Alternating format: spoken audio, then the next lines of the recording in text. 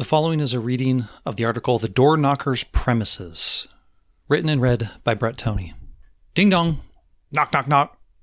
Well, that isn't the neighbor, kids. What kind of salesman is it now? I open the door and unexpectedly greet a college-aged woman. She tells me, I'm in the neighborhood today on behalf of your representative to ask how you feel about your representative and what hope you have at the federal level. I was not anticipating that introduction. But the interaction brought together in my mind two opportunities before us, the Colson Fellowship and Night to Unite.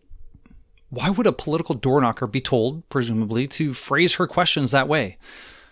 Maybe it seems perfectly natural to you. Maybe even thinking of questioning the premise of her request seems unnecessary.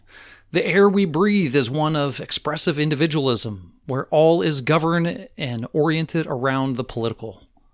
Because of the reading and resources I benefited from in going through the Colson Fellowship, I perceived those premises behind the request. My initial response was, how do I feel?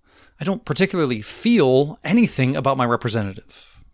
The premise that our feelings are most operative in how we relate to others and the world is, by the very nature of the changeability and instability of feelings, an unsure footing. How one feels about an elected official is irrelevant to how such a one carries out her office. She is a minister of God for our good, to be a terror to bad conduct, bearing the sword not in vain. Romans 13, 1-4. If I do wrong, I ought to be afraid.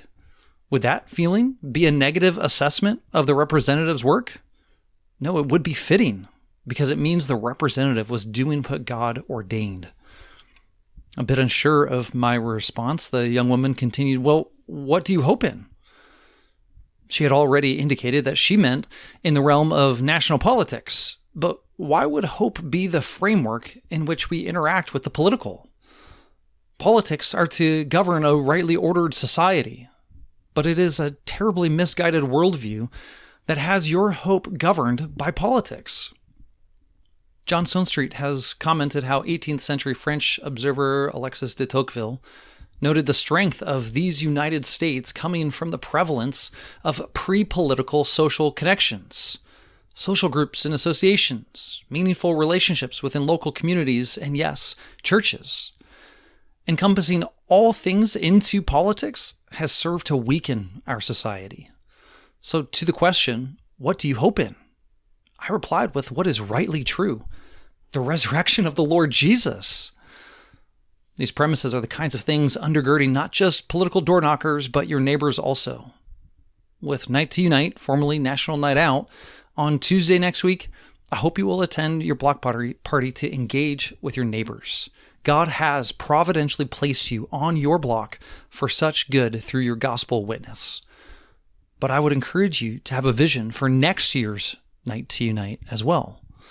How might you be better equipped to engage the premises and presuppositions of your neighbors?